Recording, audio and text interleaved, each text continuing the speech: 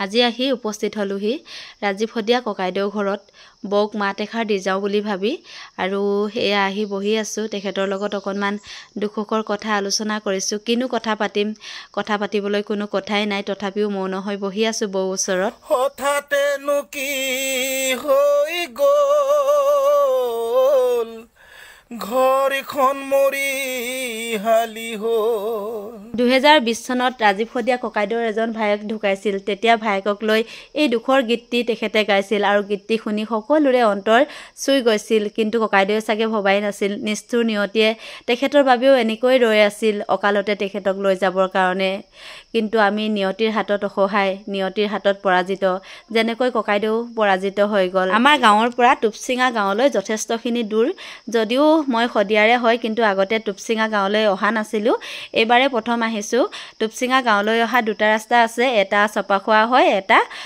তেলিকলা হয় আমি চপাখোৱা হৈ আহিলোঁ এতিয়া বাঁহৰ ভঙা দলংখন পাৰ হৈ কিছু দূৰ আহিলোঁ কিছু দূৰ আহিয়ে ৰাজীৱ শদিয়া ককাইদেউ ঘৰ পালোঁ এয়া দেখিছে ৰাজীৱ শদিয়া ককাইদেউ ঘৰ আৰু পদূলি মুখতে তেখেতৰ প্ৰতিচ্ছবি এনেকৈ ৰখা হৈছে তেখেত যেতিয়া জীয়াই আছিল তেখেতৰ বাবে একো কৰিব পৰা নাছিলোঁ কিন্তু তেখেতৰ গীত বহুত বেছি ভাল পাইছিলোঁ আমাৰ শদিয়াৰ প্ৰায় মানুহে তেখেতৰ গীত ভাল পায় আজি তেখেতৰ ঘৰত প্ৰথমবাৰৰ কাৰণে আহিছোঁ আৰু ইয়াৰ পৰাই তেখেতৰ আত্মাৰ সদ্গতিৰ কাৰণে আত্মাৰ চিৰ শান্তিৰ কাৰণে ভগৱানৰ শ্ৰীচৰণত প্ৰাৰ্থনা কৰিছোঁ তেখেতৰ বিদেহী আত্মাই যাতে শান্তি পায় তাৰ কাৰণে যেন ভগৱানে তেখেতক ভাল ঠাইত স্থান দিয়ে যেন পুনৰ শদিয়ালৈ আকৌ এবাৰ ঘূৰি আহে এয়া হ'ল ৰাজীৱ শদিয়া ককাইদেউৰ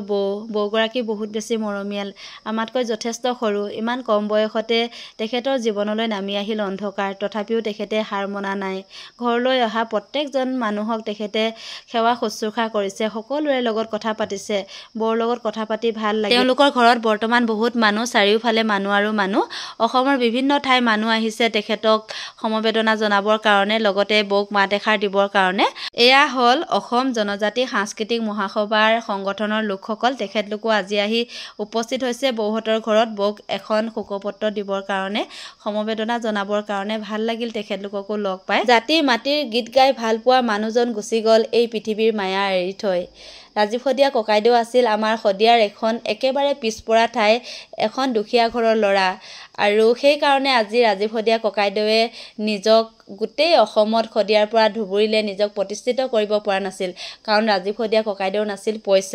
পইচা নথকাৰ কাৰণে ৰাজীৱ শদিয়া ককাইদেউ যিমান দূৰ আগবাঢ়িব লাগিছিল সিমান দূৰ আগবাঢ়িব পৰা নাছিল গোটেই অসমত আগতে ৰাজীৱ শদিয়া ককাইদেউক চিনি নাপাইছিল কিন্তু ৰাজীৱ শদিয়া ককাইদেউ মৃত্যুৰ পাছত আজি শদিয়াৰ পৰা ধুবুৰীলৈ তেখেতক সকলোৱে চিনি পাইছে এইখিনি যদি তেখেতে জীয়াই থকা অৱস্থাতে পালেহেঁতেন আজি ককাইদেৱে বহুত সুখী হ'লহেঁতেন